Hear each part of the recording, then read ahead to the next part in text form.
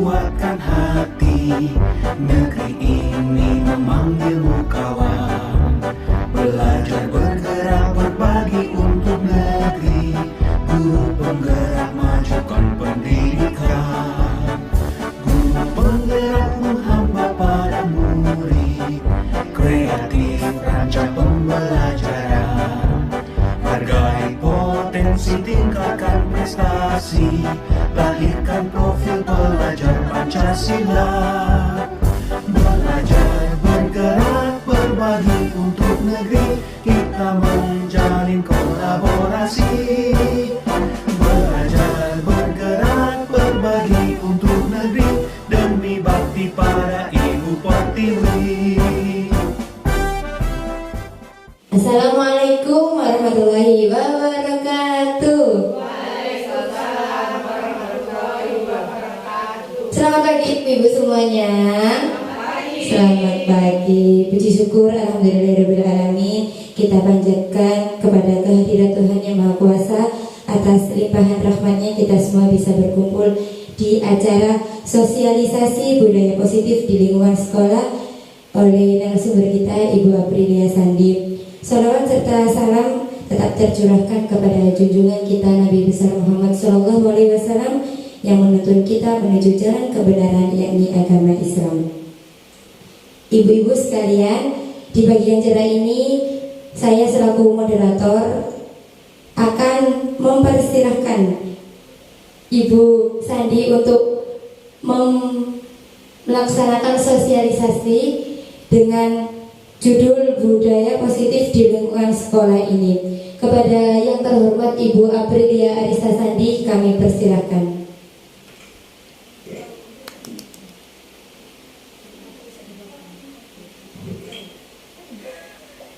Sudah.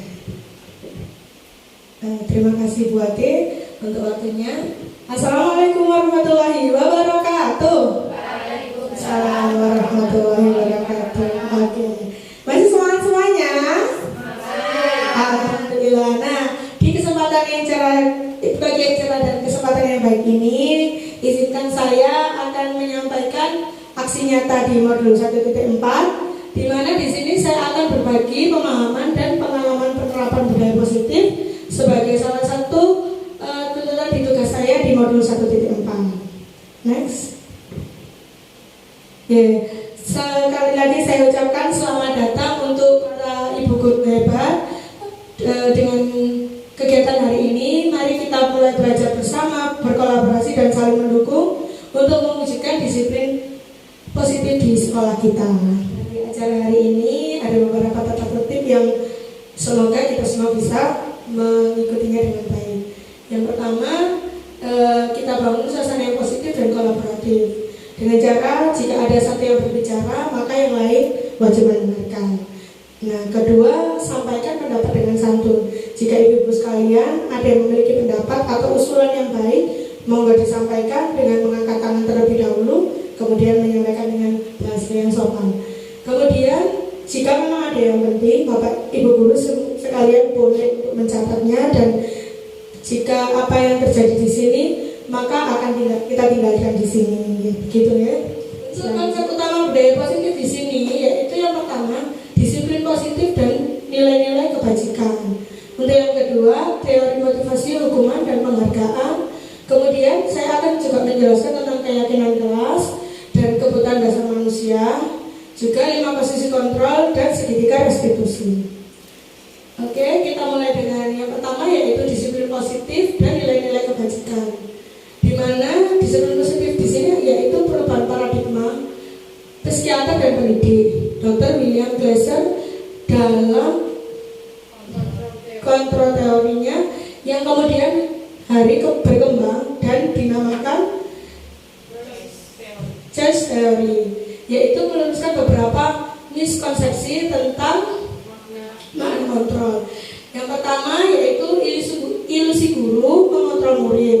Yang kedua, ilusi bahwa semua penguatan positif efektif dan bermanfaat. Dan yang ketiga, ilusi bahwa kritik dan membuat orang merasa bersalah dapat menguatkan karakter mereka.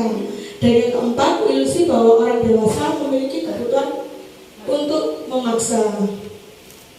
Nah, si seseorang itu bisa berubah dari paradigma stimulus respon kepada pendekatan teori kontrol. Di sini stimulus respon itu terbagi menjadi realitas atau yaitu kebutuhan kita sama semua orang melihat hal yang sama. Kita juga mencoba mengubah orang agar berpandangan sama dengan kita. Perilaku buruk dilihat sebagai satu kesalahan orang lain juga bisa mengontrol saya. Saya bisa juga mengontrol orang lain dan memaksakan ada pada saat bujukan gagal. Model berpikir menang atau kalah. Sedangkan dengan teori kontrol, realitas atau beban kita berbeda. Setiap orang memiliki gambaran berbeda. Kita berusaha memahami pandangan orang lain tentang dunia. Semua perilaku memiliki tujuan. Hanya ada yang bisa mengontrol diri Anda. Anda tidak bisa mengontrol orang lain, dan kolaborasi dan konsensus menciptakan pilihan-pilihan baru. Model berpikir menang. Nah, makna disiplin di sini adalah bapak pendidik kita dari Ki Hajar Dewantara menyatakan bahwa di mana ada kemerdekaan, disitulah harus ada disiplin yang kuat.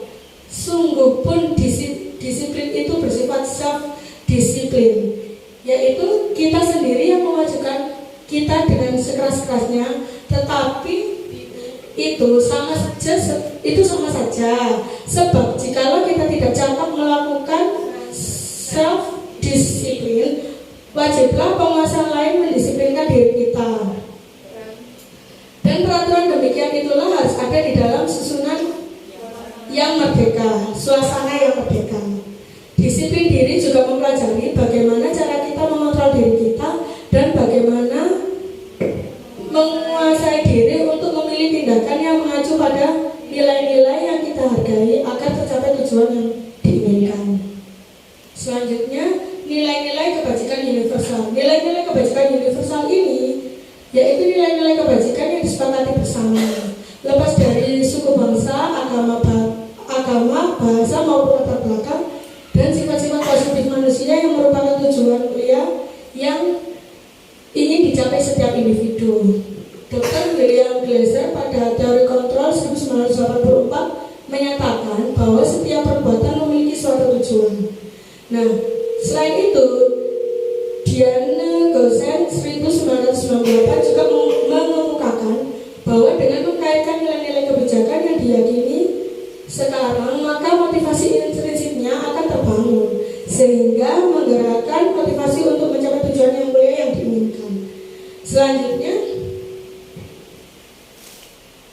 salah satunya adalah nilai-nilai kebajikan yang ingin dicapai oleh setiap anak di Indonesia, yang kita kenal dengan profil pelajar Pancasila. Saya rasa di sini ibu guru semua juga sudah sering mengenal ya, sudah sering terdengar. Apa sih profil pelajar Pancasila itu? Nah, profil pelajar Pancasila ini di sini itu terbagi menjadi 6, yaitu yang pertama beriman, bertakwa kepada Tuhan Yang Maha Esa dan beramal, bergotong royong, kreatif, bernalar kritis dan mandiri. Yang kedua yaitu teori motivasi, hukuman dan penghargaan. Nah, di sini yang kita bahas yang pertama yaitu motivasi perilaku manusia. Yang pertama, motivasi perilaku manusia ini berguna untuk menghindari ketidaknyamanan atau hukuman. Yang kedua, untuk mendapatkan imbalan atau penghargaan dari orang lain. Dan yang ketiga, untuk menjadi orang yang mereka inginkan dan menghargai diri sendiri dengan nilai-nilai yang mereka punya. Next, hukuman dan penghargaan. Hukuman atau konsekuensi. Hukuman ini bersifat tidak terencana atau tiba-tiba. Jadi tidak tahu apa yang akan terjadi dan tidak dilibatkan. Hukuman yang diberikan bisa berupa fisik maupun psikis. Anak atau murid disakiti oleh satu perbuatan atau perkataan kita. Kemudian untuk konsekuensi sudah terencana atau sudah disepakati, sudah dibahas dan diketahui oleh murid atau anak dan guru. Murid atau anak tetap dibuat tidak nyaman untuk jangka waktu pendek. Nah, di sini perbedaan hukuman atau konsekuensi kira-kira apakah ada yang mau ditanyakan? Nah, maksud saya di sini gini, hukuman sama konsekuensi, semuanya itu kan sepertinya sama gitu. Kalau hukuman dan konsekuensi itu kan seperti sama-sama memberikan kapok untuk anak. Nah, tapi di sini konteksnya beda. Kalau mungkin di zaman dulu anak misalnya telat langsung dihukum, tidak boleh masuk. Nah, sedangkan seperti itu sebetulnya nggak boleh, karena hal seperti itu tidak akan membuat anak-anak jerah. Karena anak-anak berpikir gini, oh masuk jam 7, lalu sama apa aku berangkat jam 7 kurang 5, paling aku telat dihukum berdiri. Nah, kalau sedangkan konsekuensi itu di sini tuh kita tuh menyadarkan anak, membuat anak merasa, oh iya aku harus berangkat sebelum jam 7. Kan soalnya peraturan kelas itu jam 7 sudah harus masuk, jadi sebelum jam 7 saya harus berangkat. Jadi kalau konsepnya konsekuensi ini, daripada aku nanti telat sendirian, teman-teman harus masuk, aku malu, mendingan aku tak berangkat lebih awal. Konsekuensi ini menurut saya itu lebih untuk bagaimana cara kita menyadarkan anak, menyadarkan siswa untuk tidak melakukan kesalahan, meminimalisir kesalahan yang terjadi dari dalam diri anak itu sendiri. Beda kalau hukuman kan biasanya adanya hukuman karena adanya tata tertib, sedangkan anak-anak itu juga sekarang berpikir adanya tata tertib itu untuk dilanggar, seperti itu. Nah, kalau sedangkan konsekuensi ini sama-sama memberikan efek jerah, tapi dengan cara yang lebih baik dan cara mengajarkan anak untuk lebih bertanggung jawab dari dalam diri anak tersebut. Selanjutnya, nah untuk penghargaan, menurut Alifkon di tahun 1990, penghargaan maupun hukuman adalah cara-cara mengontrol perilaku seseorang yang menghancurkan potensi untuk pembelajaran yang sesungguhnya. Secara ideal, tindakan belajar itu sendiri adalah penghargaan sesungguhnya. Nah, di sini ketika kita mendengar kata penghargaan, sepertinya penghargaan ini sudah sering kita lakukan dan sudah sering kita berikan. Seperti misalnya, ayo teman-teman, nanti yang warnanya bagus dikasih Bu Guru bintang 4. Ayo teman-teman, nanti yang warnanya tidak keluar garis kita kasih bintang 4.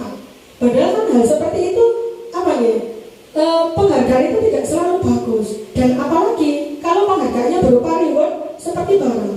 Misalnya, ayo siapa yang bisa mengerjakan soal ini, nanti Bu Guru kasih permen. Nah, sedangkan di dalam kelas itu tidak semua anak itu kan jago dalam hal katakanlah kognitif, misalnya matematika berhubungan dengan angka.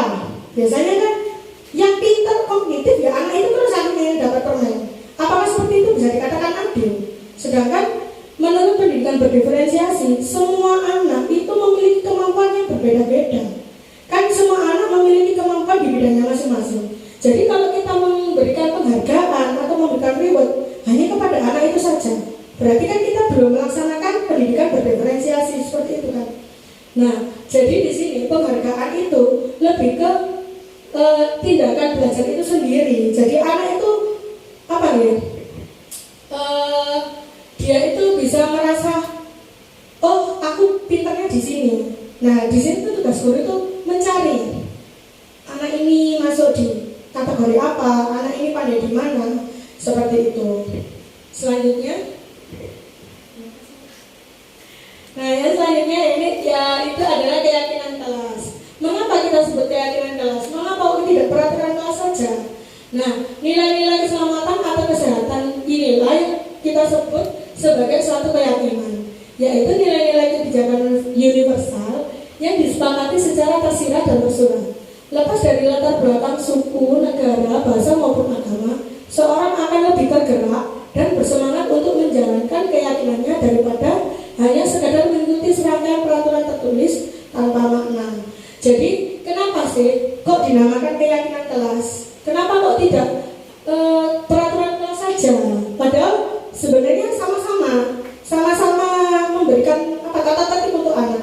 Nah, bedanya kalau keyakinan kelas ini kan kita meyakini bersama-sama. Jadi kita buat keyakinan kelas ini juga sama teman-teman, sama anak-anak. Tidak kita buat sendiri. Kalau tata tertib biasanya kan memang sudah ada, sudah tertera, anak harus mengikuti. Sedangkan kalau keyakinan kelas ini kita membaca sama anak-anak. Misalnya, oke anak-anak, hari ini kita akan belajar tentang binatang. Nah, Bu Guru sudah bawa contoh banyak binatang tadi ya. Nanti teman-teman siapa yang mau ikut melihat binatang seperti itu. Nah, tapi ada syaratnya teman-teman. Ayo kita membuat keyakinan kelas bersama-sama. Apa saja keyakinan kelas hari ini ya? Karena kalau teman-teman nanti jalannya sambil bikin kereta. Jadi teman-teman bisa teratur, semuanya bisa lihat hewan-hewan yang sudah ditata seperti itu. Itu adalah beberapa contoh keyakinan kelas. Sedangkan kalau misalnya tata tertib itu kan kita sudah bikin. Hari ini tidak boleh ini, tidak boleh ini. Sedangkan tidak semua anak itu bisa menyetujui peraturan tersebut. Makanya kita bisa membuat seperti push it itu nanti di push it tersebut, karena kita kan di jenjang TK, tidak semua anak bisa menulis, tidak semua anak sudah paham huruf. Jadi kita bisa memberikan contoh dengan tanda silang atau centang seperti itu. Jadi nanti di keyakinan mana anak-anak itu mau menyetujui keyakinan tersebut. Jika ada salah satu anak yang Bu, aku nggak mau baris. Nah di situ nanti kita bisa mendekati anak tersebut dan kita bisa terapkan nanti ada yang namanya segitiga restitusi. Nah di sini ada 2 kolom. Yang pertama ada jam tepat waktu, mengucapkan salam ketika masuk kelas, membuang sampah pada tempatnya, duduk dengan tertib dan sopan, rukun sama teman, kembalikan mainan pada tempatnya. Atau yang kedua di sini ada misalnya saling menghormati, kesehatan dan kebersihan, tanggung jawab dan disiplin bersama. Kira-kira di sini mana yang termasuk kesepakatan kelas? Apakah 1 atau 2? Kesepakatan 1, kesepakatan kelas. Mengucapkan salam ketika masuk kelas. Ya. Itu dengan tertib dan sopan. Kesepakatan kelas. Ya. Kalau 1 Ya. 1. Nah, ya karena contoh salah satu kesepakatan kelas itu di sini juga yang kolom 1 ini menentukan keyakinan kelas. Keyakinan kelas di sini bersifat abstrak daripada peraturan yang lebih rinci dan konkret. Keyakinan kelas berupa pertanyaan-pertanyaan universal. Pertanyaan keyakinan kelas, pernyataan keyakinan kelas senantiasa dibuat dalam bentuk positif. Keyakinan kelas hendaknya tidak terlalu banyak hingga mudah diingat dan dipahami oleh semua warga sekolah, semua warga kelas.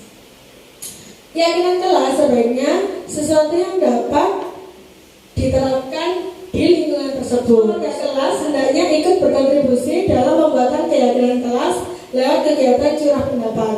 Dan yang terakhir yaitu bersedia meninjau kembali keyakinan kelas dari waktu ke waktu. Jadi keyakinan kelas di sini itu bersifat tidak selalu monoton itu saja. Bisa kita adakan perubahan-perubahan di beberapa tahun selanjutnya seperti itu, mengikuti perkembangan zaman. Selanjutnya, sepertinya ini sudah pada ngantuk semua ya. Oke, biar makin semangat, coba bisa berdiri semuanya. Oke, kita berdiri. Barangkali ada satu yang mau menemani saya di depan. Siti. Oke, Siti. Oke. Nah, di sini saya mau ajak ibu-ibu sekalian, kita memberikan otak supaya lebih semangat untuk mengikuti materi selanjutnya. Di sini saya ada satu permainan di mana ibu-ibu sekalian tinggal menirukan saja. Ketika saya bilang Marina, itu menunjuk diri sendiri.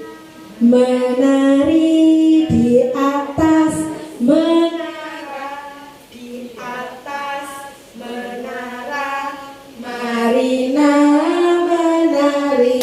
Nah, sudah paham ya ibu semuanya? Oke, bisa meniru salah satu contoh kita yang telah monggo Bu Siti, sudah siap? Saya yang akan memandu dan ibu semua yang mengikuti. 1, 2, 3. Marina menari di atas menara, di atas menara, Marina menari. Lebih cepat. Menari, Marina di atas menara, di atas Marina menari, menara, menara, Marina di atas Marina menari, menari, Marina menara. Tangan kencang ibu semuanya. Oke, terima kasih waktunya. Masih semangat hari ini? Masih. Coba saya mau dengar suaranya. Mana suaramu? Ini suaraku. Mana semangatmu? Ini semangatku. Yes, yes, yes. Oke, kita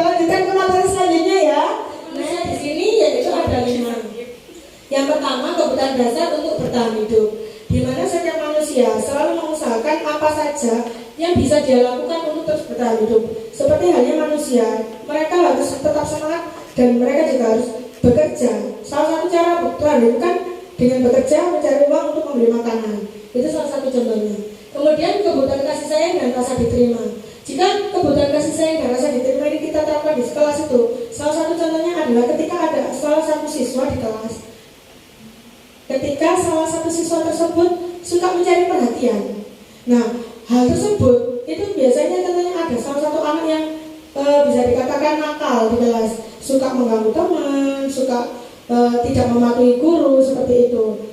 Nah, kalau kita bisa melakukan pendekatan ke anak tersebut, kita tanyakan, kamu kenapa sih kok kayak gini, kok sukanya ganggu ini, apa kamu nggak suka sama ini, seperti itu. Nah, di situ nanti kita bisa mencari tahu apa sebabnya. Mungkin karena di rumah dia juga kurang kasih sayang dari orang tuanya, kurang diperhatikan, makanya dia mencari perhatian di sekolah. Untuk contoh yang ketiga yaitu penguasaan. Penguasaan di sini adalah kebutuhan pengakuan atas kemampuan. Nah, karena kan di setiap anak itu sebenarnya memiliki kemampuan yang berbeda-beda. Tidak semua anak yang bisa membaca itu nanti menggambarnya pasti bagus. Dan tidak semua anak yang menggambarnya bagus, membaca menulisnya juga pintar. Semua anak memiliki kemampuannya masing-masing. Tapi tidak semua orang tua ataupun semua guru memahami kemampuan anak tersebut. Nah, seperti apa? Kadang kita itu tidak memberikan pengakuan atas kemampuannya dia. Dianggap anak ini tidak bisa membaca dan tidak bisa menulis, ya sekarang ini berarti tidak bisa apa-apa. Padahal kita belum tahu, nanti bisa juga kan fisik motoriknya anak ini berkembang lebih daripada teman-temannya. Nah, di sini tugas guru ini harus bisa mengetahui kemampuan anak masing-masing untuk memberikan pengakuan sebagai salah satu sumber motivasi anak untuk bergerak lebih atau lebih baik lagi dari kemampuan tersebut. Selanjutnya yaitu kebebasan. Kebutuhan akan pilihan. Kita sepertinya juga sering mendengarkan bagaimana cara mendidik anak. Salah satunya dengan memberikan pilihan. Seperti contoh yang sangat mudah. Ketika anak masih kecil, kita berikan kebebasan memberi pilihan baju. Ayo adik, hari ini adik mau pakai baju apa? Baju merah atau baju biru? Nah, di situ kita sudah menerapkan yaitu kebebasan memberikan pilihan. Kalau di sekolah juga bisa kita terapkan dengan memilih ekstrakurikuler. Nah, salah satunya anak ini tidak suka menari. Apakah boleh kita paksa harus ikut menari? Sedangkan dia tidak mau. Anak ini tidak suka menggambar, tapi harus dipaksa ikut menggambar. Sedangkan dia tidak mau. Berarti sebetulnya ekstrakurikuler itu seharusnya kita harus menerapkan ini. Kebutuhan kebebasan atau memberikan pilihan kepada anak. Ekstra mana yang anak ini lebih minati, seperti itu. Kalau itu untuk yang lebih minat. Tapi kalau untuk di kelas, kebutuhan pilihan ini bisa diterapkan dalam pemilihan tugas. Nah, di kegiatan satu, misalnya kan kita kan menggunakan kelompok ya. Nanti di meja yang pertama kita sudah siapkan satu kegiatan lengkap dengan peralatannya. Kemudian di meja kedua kita sudah siapkan dengan peralatan. Nah, ketika sebelum kita memulai pelajaran, setelah berdoa, anak-anak bisa kita ajak berbaris. Nah, setelah berbaris tadi, nanti kita bisa tanya satu-satu. Misalnya, misalnya namanya Aga mau mengerjakan apa dulu? Mau menggambar dulu, atau mau menulis dulu, atau membaca dulu, seperti itu. Kemudian yang kedua, nah kita lakukan itu satu persatu, karena di situ dengan kita memberikan pilihan kepada anak, maka kita juga memberikan rasa kebebasan anak menentukan apa yang ingin dia lakukan terlebih dahulu. Ketika anak sudah melakukan sesuai dengan apa yang ia kehendaki, insya Allah hasilnya jauh lebih baik daripada ketika kita ingin yaitu kesenangan atau kebutuhan untuk merasa senang. Nah, seperti di contoh LMS kemarin, saya juga mendapatkan soal di mana kebutuhan kesenangan ini adalah anak itu tidak harus selalu menyukai apa yang kita perintahkan. Dalam arti apa ya? Karena ya itu tadi kan kemampuan anak beda-beda. Anak itu tidak harus selalu senang dengan apa yang kita tugaskan. Misalnya, kalau kita kembali lagi ke kebutuhan pilihan tadi ya. Kalau kita misalnya memberikan 3 kegiatan, sedangkan anak tidak boleh memilih, langsung, kamu kerjakan ini, kamu kerjakan ini, kamu kerjakan ini. Maka di situ juga dia tidak akan merasakan senang. Padahal kebutuhan kesenangan itu juga salah satu bagian dari kebutuhan dasar manusia yang kita sebagai guru juga harus mengembangkan hal tersebut untuk memajukan potensi anak tersebut. Nah selanjutnya, nah yang kelima yaitu posisi kontrol. 5 posisi kontrol menurut dosen yakni yang pertama penghukum, yang kedua pembuat merasa bersalah, yang ketiga teman, yang keempat pemantau, dan yang kelima manajer. Nah dari 5 posisi kontrol tersebut, yang pertama yaitu penghukum. Dengar kata penghukum, kesannya guru itu kok jahat banget ya. Padahal kita tidak boleh memberikan hukuman kan. Nah penghukum di sini itu bisa dikatakan kita itu memberikan konsekuensi. Kita menggali kesadaran anak untuk menyadari bahwa setiap tindakan yang saya lakukan ada konsekuensinya. Kemudian yang kedua, pembuat merasa bersalah. Pembuat merasa bersalah, ini apa bedanya dengan penghukum? Kalau pembuat merasa bersalah, kita sebagai guru menyadarkan anak, menggali apa yang anak perbuat tersebut sampai anak itu menyadari perbuatannya.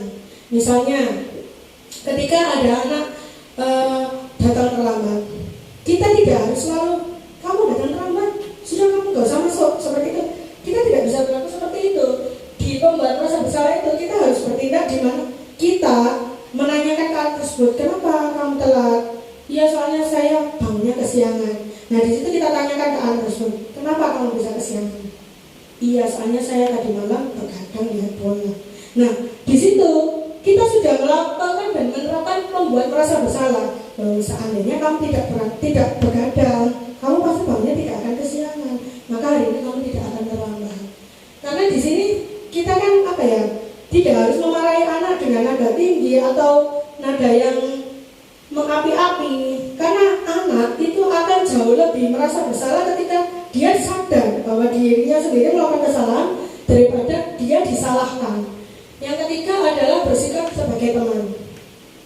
Nah, bersikap sebagai teman ini ketika anak berbuat kesalahan, bagaimana kita sebagai guru bisa melakukan pendekatan, di mana ketika kita bisa berlaku sebagai teman, kemungkinan anak juga akan lebih terbuka dan dia lebih akan berani menceritakan apa yang dia rasakan daripada kita sebagai gurunya yang ibaratnya jauh lebih tua, yang nggak mau mengerti dia.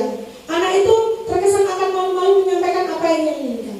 Kemudian bersikap pemantau. Nah, pemantau di sini kita sebagai guru juga harus selalu memantau siswa-siswi kita, di mana setiap perkembangan anak itu akan memunculkan beberapa sifat-sifat yang awalnya anak ini pendiam, tiba-tiba naik ke kelompok B, anak ini jadi penguasa kelas. Nah, tugas kita sebagai guru memantau apa yang terjadi. Kenapa dulu di kelompok A-nya dia, kenapa kok di kelompok B-nya anak ini menjadi penguasa kelas? Apa yang membuat dia berubah seperti itu?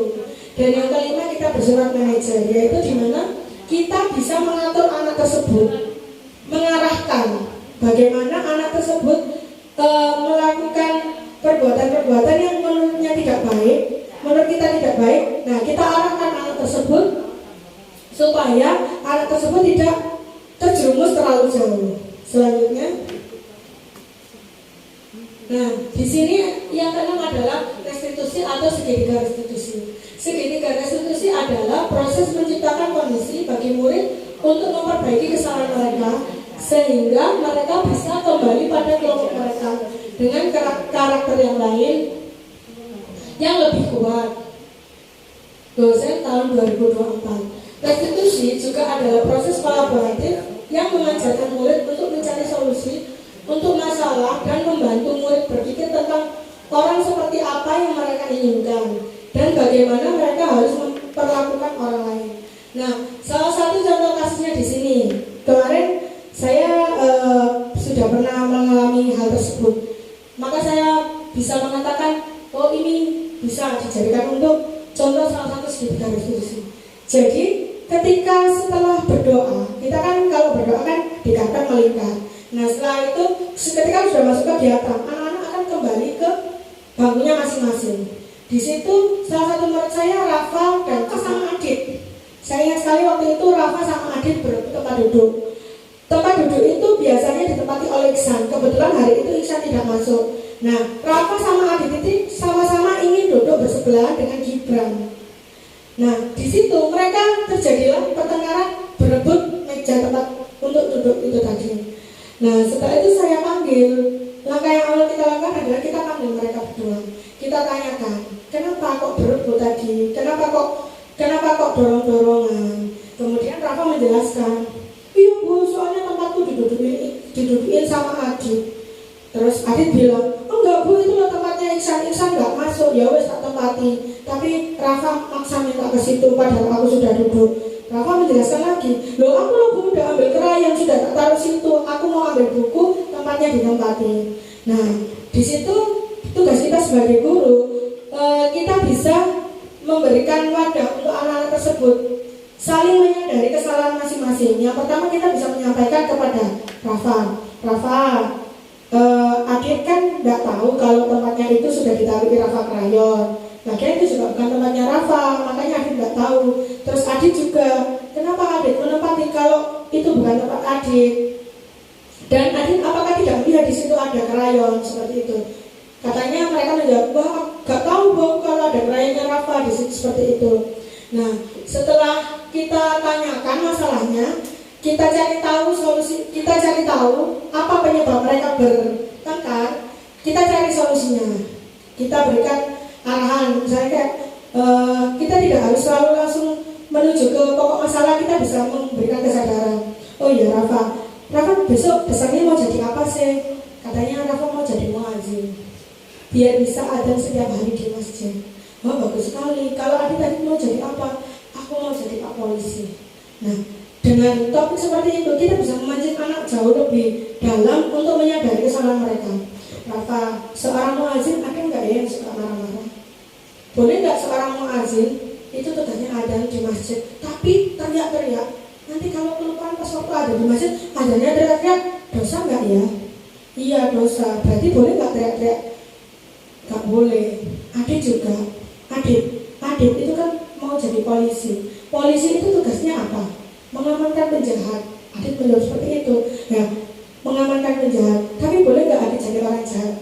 Nggak boleh. Nanti ditangkap polisi. Nah, kalau Adit ditangkap polisi, bisa nggak Adit jadi polisi? Nggak bisa. Nah, yaudah. Dengan tersebut, anak-anak kita harapkan bisa memahami. Oh iya, berarti lain kali aku nggak berteriak-teriak. Kita sadarkan juga. Nah teman-teman, berarti kalau ketika ada sesuatu yang kurang baik, boleh nggak kita langsung ngomong teriak-teriak? Nggak boleh, harus kita sampaikan dulu. Kenapa kok ditempati? Atau bisa juga kita membuat perjanjian. Aku duluan tadi yang di sini. Kalau sudah ada temannya diduduki, maka teman yang satunya juga tidak boleh menduduki tempat itu biar tidak jadi berantem. Nah, karena semuanya sudah mengetahui dan sama-sama menyadari kesalahan mereka masing-masing, kita sebagai guru juga wajib untuk mendamaikan, memberikan solusi. Yaudah, karena dua-duanya sama-sama nggak tahu, sudah minta maaf dulu. Dan kita juga bisa memotivasi anak-anak tersebut untuk saling menghormati, saling menyayangi sesama teman seperti itu, agar kejadian-kejadian tersebut tidak dapat terulang lagi seperti itu. Next.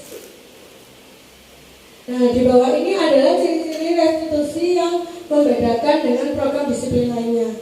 Restitusi bukan untuk menebus kesalahan, namun untuk belajar dari kesalahan. Seperti hal tadi, ketika kita menyuruh minta maaf, kita kan tidak hanya berlaku untuk supaya anak-anak tersebut saling melegakan hatinya masing-masing, tapi kita juga untuk mengajarkan mereka belajar dari kesalahan, di mana oh ya berarti besok kalau bukan tempatku harus tanya dulu, ini ada yang tempati nggak sebelum tak tempati, seperti itu.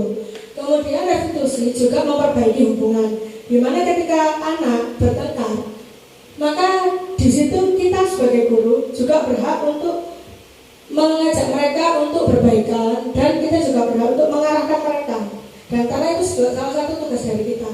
Yang ketiga yaitu restitusi adalah tawaran bukan paksaan, dimana ketika kita memberikan tawaran kepada anak akan menyadari dengan sendirinya, daripada kalau kita paksa minta maaf. Saya makanya sekarang nggak boleh berantem lagi, saya minta maaf. Anak itu mungkin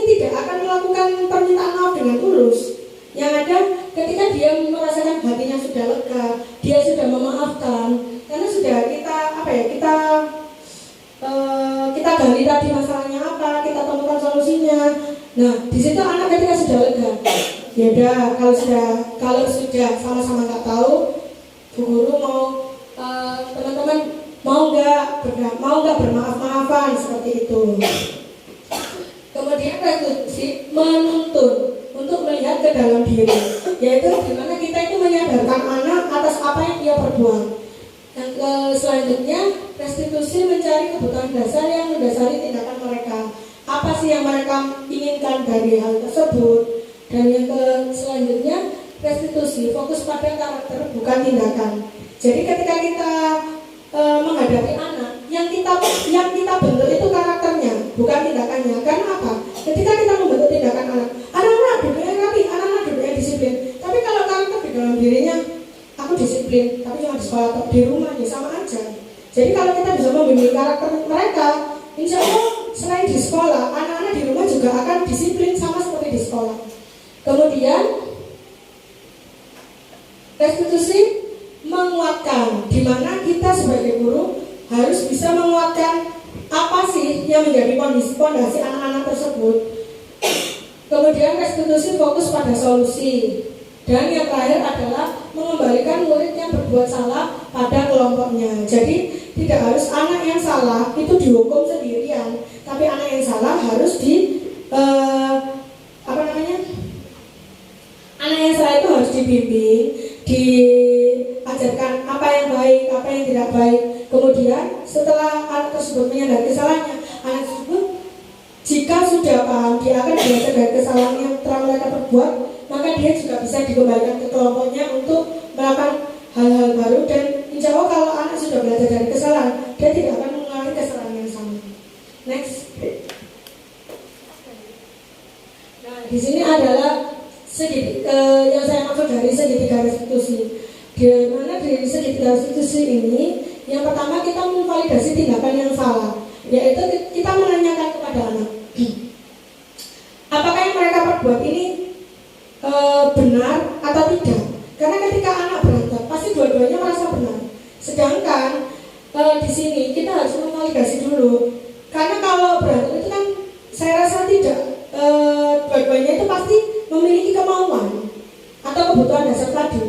Nah, setelah kita melakukan validasi tindakan yang salah, kita bisa menanyakan keyakinan. Kamu meyakini seperti ini, temannya meyakini seperti ini. Baru kita bisa menstabilkan identitasnya.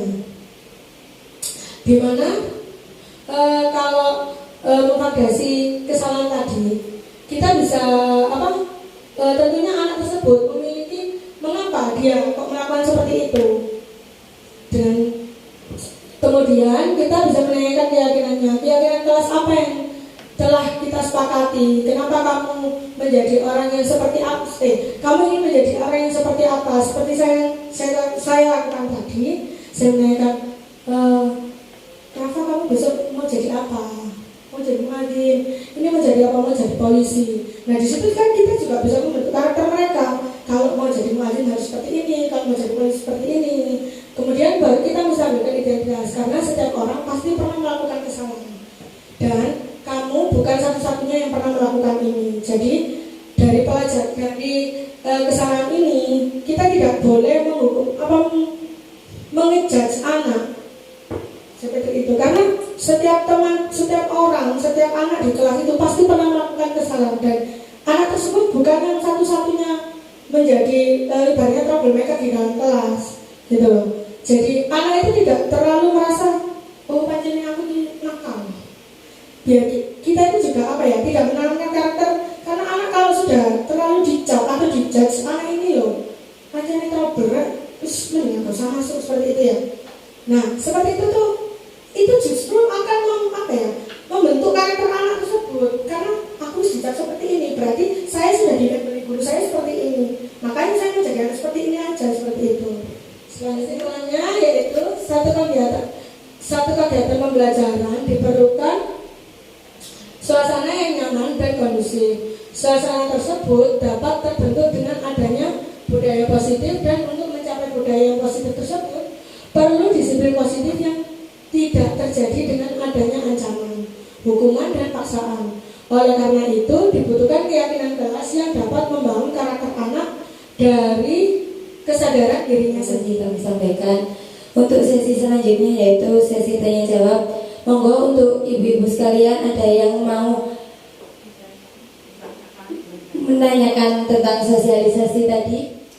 Ya monggo, barangkali ada yang mau ditanyakan, akan saya coba jawab semampu saya dengan Bisa minta tolong dibukakan slide yang terkait pembentukan keyakinan kelas.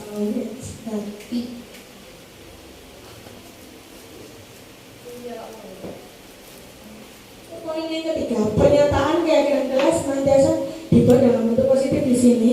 Kita ketika membuat keyakinan kelas ini tidak memasukkan kata tidak, seperti tidak boleh membuang sampah sembarangan, seperti itu.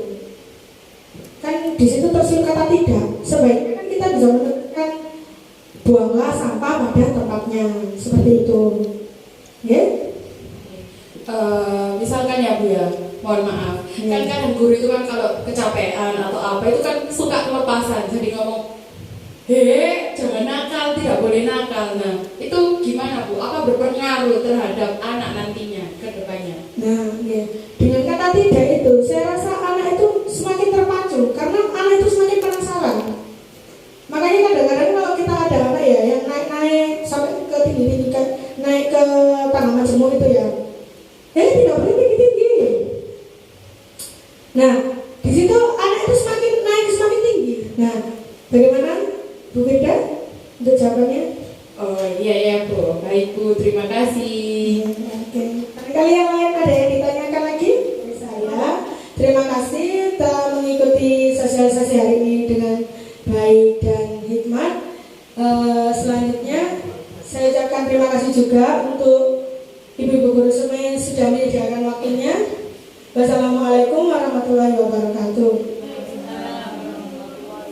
Terima kasih kami ucapkan kepada Ibu Aprilia. Ibu-ibu sekalian, tiba saatnya di penghujung acara. Kami ucapkan terima kasih banyak atas perhatian dan kerjasama panjenengan semuanya di sini. Mohon maaf atas segala kekurangan saya sebagai moderator dalam acara sosialisasi ini. Semoga ilmu yang kita dapatkan pada hari ini bisa bermanfaat di kemudian hari. Assalamualaikum warahmatullahi wabarakatuh. Waalaikumsalam warahmatullahi wabarakatuh.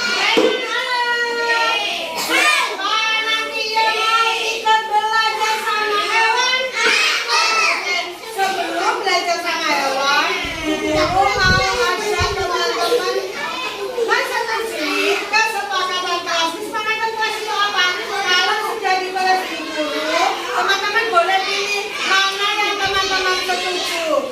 Karena kalau mau lihat hewan kan ada syaratnya. Yang pertama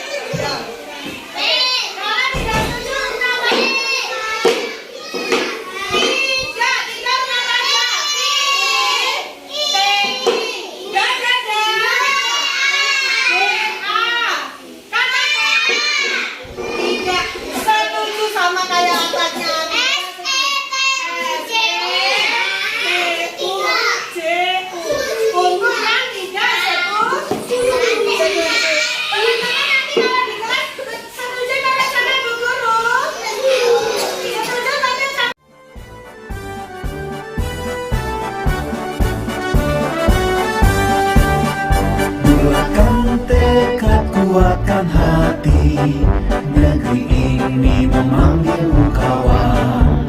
Belajar bergerak berbagi untuk negeri, guru penggerak majukan pendidikan. Guru penggerak menghamba pada murid, kreatif rancang pembelajaran. Hargai potensi, tingkatkan prestasi, lahirkan profil pelajar Pancasila.